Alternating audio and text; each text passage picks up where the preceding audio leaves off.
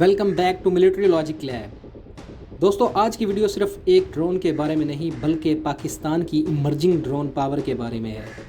جب دنیا ترکی کا بے رفتار، چائنا کے ونگ لونگ اور انڈیا کے اسرائیلی ڈرونز کی بات کرتی ہے تو اکثر پاکستان کا نام کم لیا جاتا ہے، لیکن گراؤنڈ ریئلٹی یہ ہے کہ پاکستان نے شاہپار ڈرون کے ذریعے کوائٹلی ایک سولڈ سرویلنس کیپیبلٹی ڈیولپ کر لی ہے۔ آج ہم شاہپار ڈرون کو صرف ڈسکرائب نہیں کریں گے بلکہ اس کی ٹیسٹنگ کا انالیسس، اس کی ٹیکنالوجی کی ریئل ویلیو اور رائیولز کے مقابلے میں اس کی اسٹریٹجک پوزیشن ڈیٹیل میں ڈسکس کریں گے۔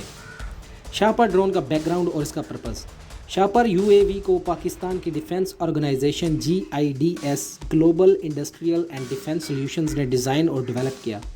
یہ ڈرون میل کیٹیگری یعنی medium altitude long endurance segment میں آتا ہے۔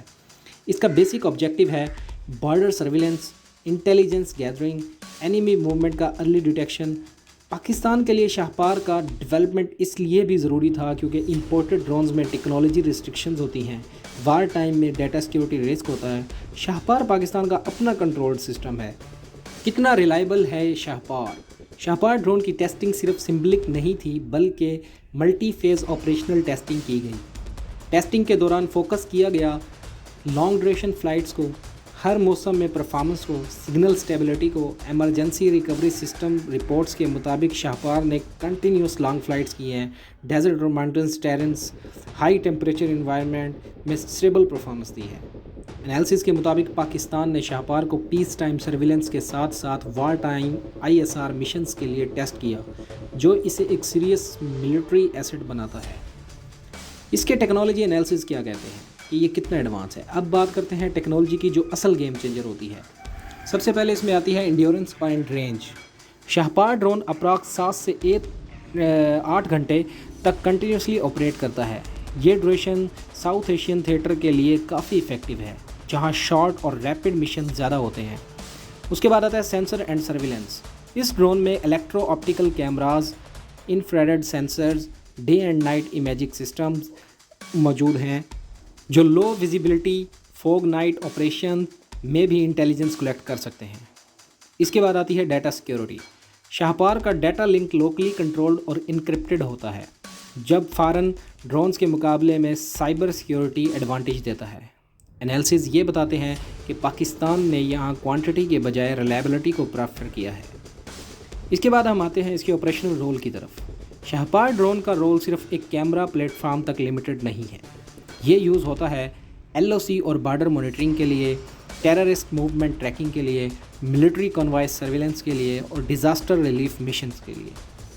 ڈیفنس ایکسپرٹس کے مطابق شاہپار پاکستان آرمی، ایئر فورس اور انٹرنل سیکیورٹی آپریشنز میں ایک فورس ملٹی پلائر کا رول ادا کرتا ہے۔